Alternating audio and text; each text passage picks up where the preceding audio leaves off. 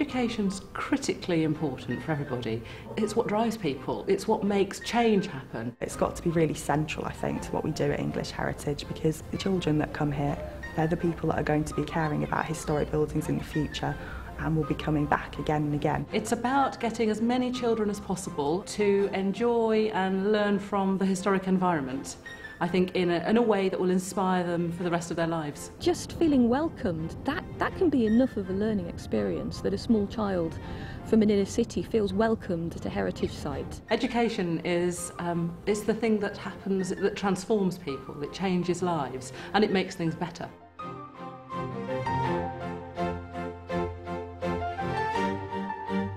Learning doesn't always look like what we expect. Learning can be quiet, learning can be really noisy, learning can be very active, learning can often not look like learning at all.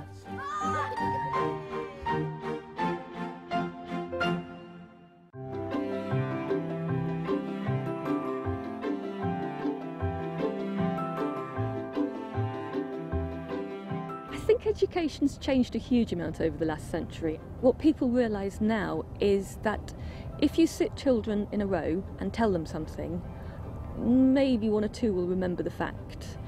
If you help children to investigate something and find something out for themselves, then 90% of them are going to remember the facts. So I think it's gone from filling empty vessels with facts to equipping learners to come and learn for themselves. We have a variety of different groups coming to our properties to learn. The most common would be school groups that are coming with a very firm curriculum link in mind. So even off the top of here, you've got another 6-7 metres missing. You actually see the history, you can see how it's developed, you see what was there and now what's there. You can imagine what it used to look like, apart from just seeing it in pictures. Primary school children are one of the core audiences for English Heritage, and it's really, really important for children at that age to get out and about and have that kind of experience early in their lives. I thought it was very important that they should experience a castle just to see the size of it and the thickness of the walls and the size of the rooms, so that they got a better idea of what they were learning about. You learn more things about castles in a castle instead of a classroom.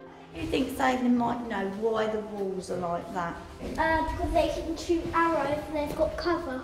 We also work with adult groups, with University of the Third Age. I think education is just as important for people of my age as it is for others. Just keeps you an interest going in life generally, really. And when you learn something like a house like this, you realise how much more there is to learn and how little actually you knew.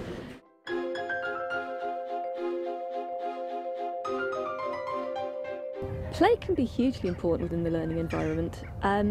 It's what I call educational learning by stealth. If children are having fun, it doesn't mean they're not learning, but it does mean that they're not bored. In a classroom, you don't get to do much fun, and in a classroom, you get to do really good fun. Play is not the opposite of learning. For very young children, play is the main medium through which they learn. It's not that they're not learning when they're playing, they are, and we need to understand that. Learning is about activity. Learning is active engagement with experience. They relate better to personal experiences. They can't be expected to sit at a table and just learn. Children love to get outside the classroom and learn, whatever age they are. They don't suddenly change when they're in secondary schools, but we impose a different kind of schooling system on them that actually doesn't suit all children. I've come to this castle and I've already learned more than I had in classroom. Like, there's some places we didn't say in class, but I've seen it here and I've seen what it was like in the past and what it's like now.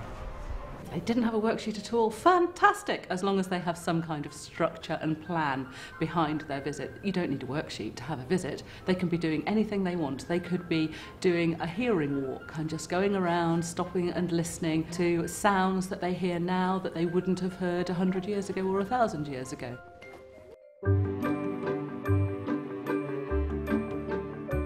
I think making a connection between something you've been told sat in a classroom and then making it real when you're outside, and understanding that positioning a castle high on a hill because you can see a long way so you can defend it You sit in a classroom, you know what that means. You come to Dover Castle, you start to make a connection in your head. Yes, right, I get it now. It's making a connection between a theoretical fact and a practical reality that's key, and that's where English Heritage can really support. Today they are just exploring in a big way. They're looking at the size of things, they're looking to see if it's the same as at home. They've been looking for taps, they've been looking for the bathroom. History isn't just one story, it's many stories. And so when we look at a building, it's as much about the people who built it as the people who lived there, and the people who owned the land, and the people who visit there today. People think of teaching creativity by visiting one of our properties, and that might be storytelling, story making. It could be something as simple as visiting a castle and writing poetry based on the landscape that you see surrounding it. There are lots and lots of different ways to be creative, and it's really important that children have an opportunity to do that on site as well as when they get back in the classroom.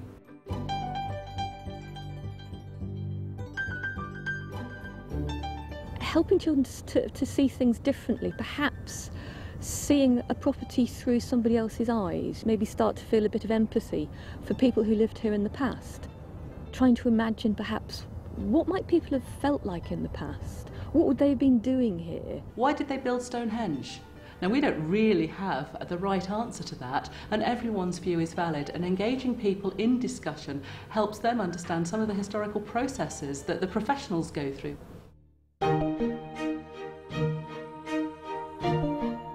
Learning outside the classroom, it has been shown, has a profound impact on children's attainment.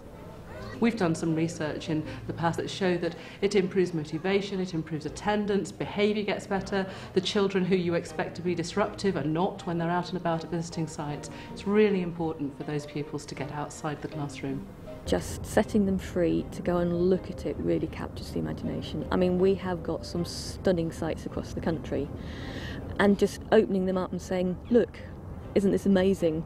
It really just does fire the imagination. It's that kind of jaw-dropping moment that they get when they step into an old building or inside a castle. Mostly they've never been anywhere like that in their lives before, and they will remember it forever.